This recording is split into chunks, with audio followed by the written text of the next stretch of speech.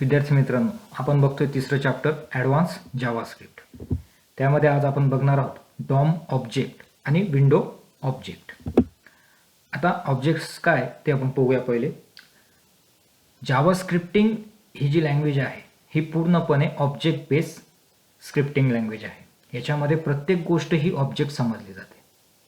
आता जावास्क्रिप्टमध्ये ऑब्जेक्ट जे आहेत त्याचे दोन स्टेट पडतात. एक म्हणजे प्रॉपर्टीज आणि दुसरा म्हणजे मेथड. त्यानंतर जावास्क्रिप्टिंगमध्ये दोन टाईप्सचे ऑब्जेक्ट यूज केले जातात.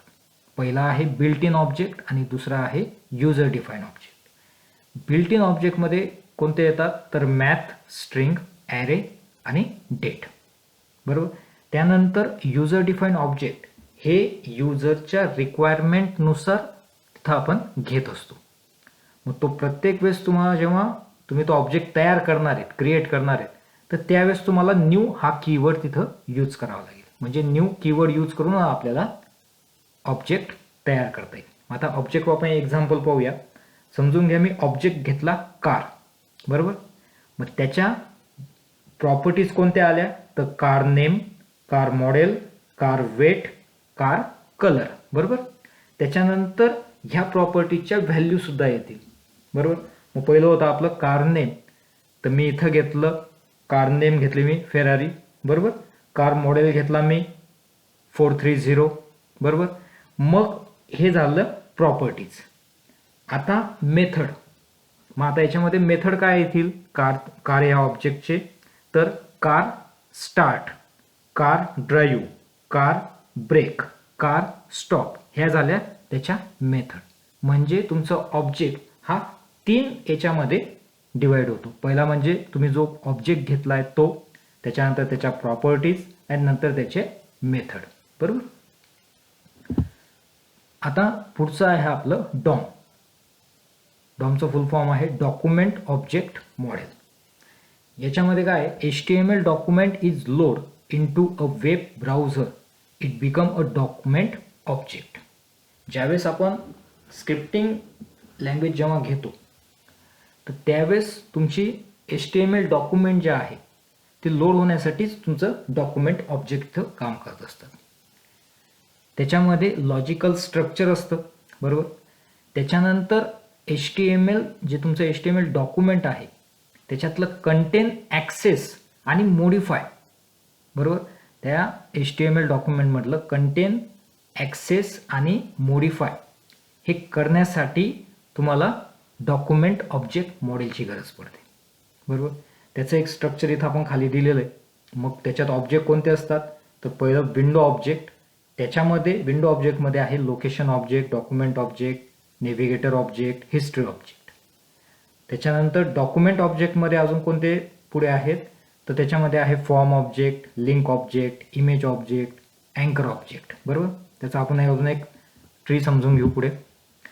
इथं बघा, इथं मी पहिले सुरुवातीला डॉक्युमेंट घेतलेलं आहे.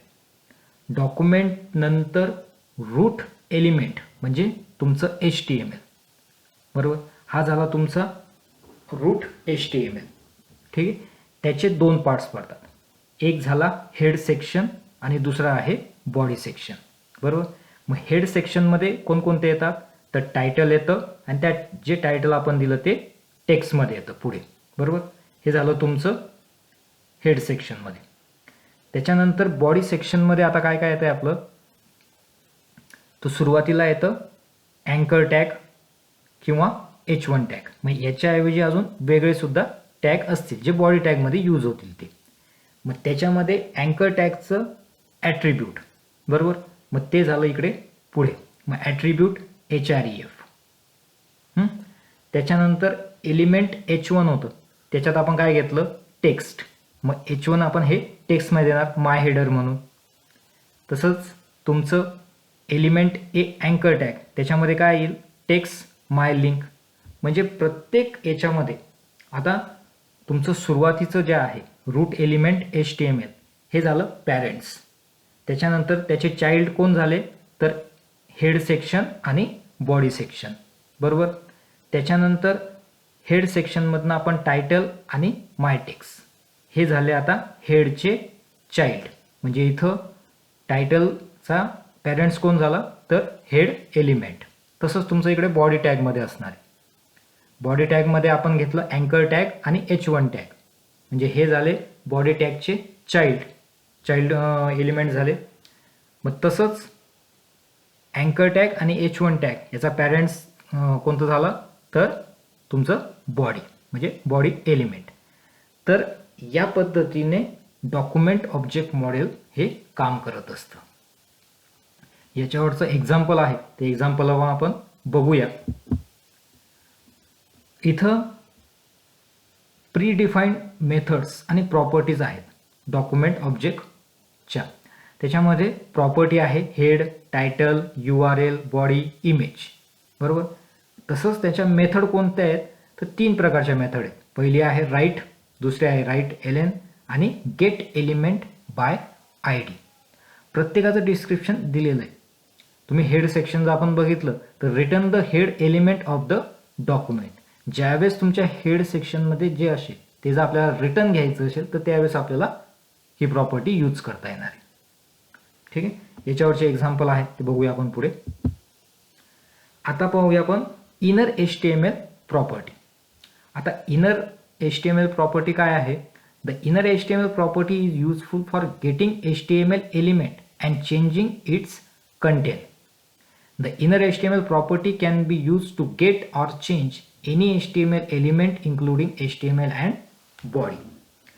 तर HTMLच्या डॉक्युमेंटमधले जेव्हा आपल्याला कंटेंट हे चेंज करायचं असतं किंवा सेट करायचं असतं काहीतरी नवीन, तर ते आपण जावास्क्रिप्टच्या माध्यमातून करू शकतो. मग त्याच्यासाठी ही इनर HTML प्रॉपर्टीज असतात. मग ह्या इनर HTML प्रॉपर्टीज वापरून किंवा ही आपण पद्धत वापरून आपण आपल्या मेन HTML डॉक्युमेंटमध्ये चेंजेस करू शकतो. त्याच्या प्रॉपर्टीज किंवा ते एलिमेंट किंवा ते कंटेन असेल ते. ठीक आहे, याच्यावरचं एक्झाम्पल पाहूया आपण पुढे.